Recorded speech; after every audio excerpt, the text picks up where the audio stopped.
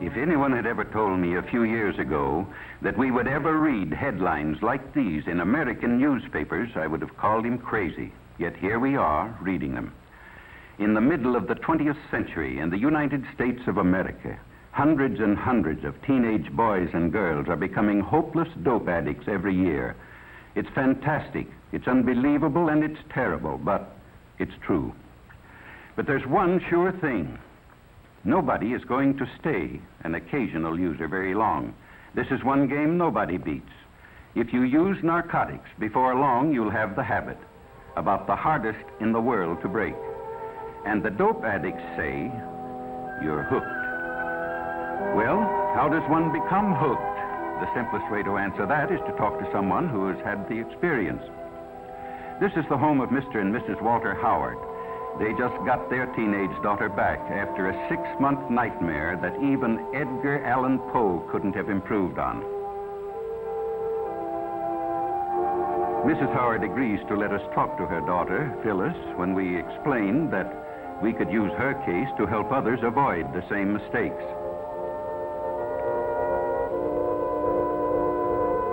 This is Phyllis as she looked 6 months ago, a senior in high school, pretty as a picture. Just recently, she was released from the narcotic ward of the county jail in the custody of her parents. It's hard to believe that this girl is the same as the one in the picture, but it doesn't take long for the drug habit to make anyone over.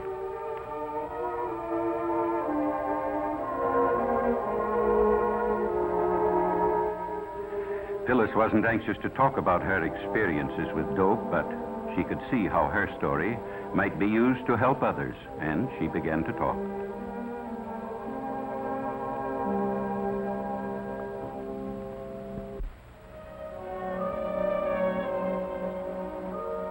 I guess I knew about reefers, that's marijuana, ever since junior high. Some of the boys smoked them, the ones who couldn't get along, who were afraid of everything.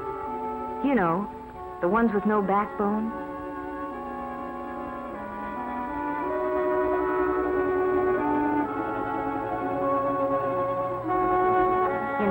My girlfriend Ann and I went around with Jim and Bob.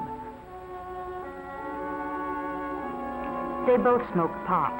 That's jive talk for marijuana. And after a while, Ann and I got so that we did too.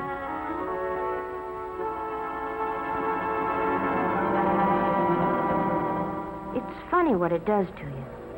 Everything speeds up to 100 miles an hour. You think you're real sharp and you laugh a lot. You feel like you're the biggest person in the world. Oh, I don't even want to talk about it. And all I hope is that someday I can forget it. Well, that's Phyllis's story. In the United States of America, 20th century. Unbelievable, isn't it, that such things can happen?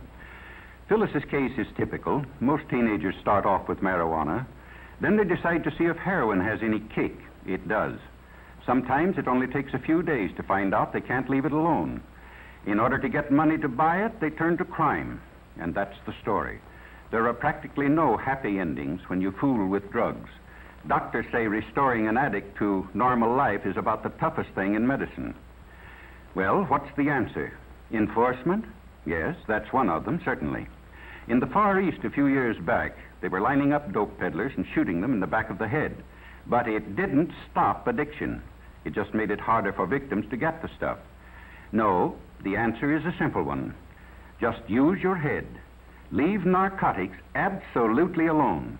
Remember what happened to Phyllis and others like her. Talk it over with your parents or school counselor, somebody you have confidence in. Some say the Reds are promoting dope traffic in the United States to undermine national morale. They did it in China a few years back. It's certainly true that the increased use of narcotics plays right into their hands. But why not show everybody, including ourselves, that young American men and women have too much intelligence to make such a stupid, ghastly, tragic mistake? Let's make tomorrow's headlines read like this.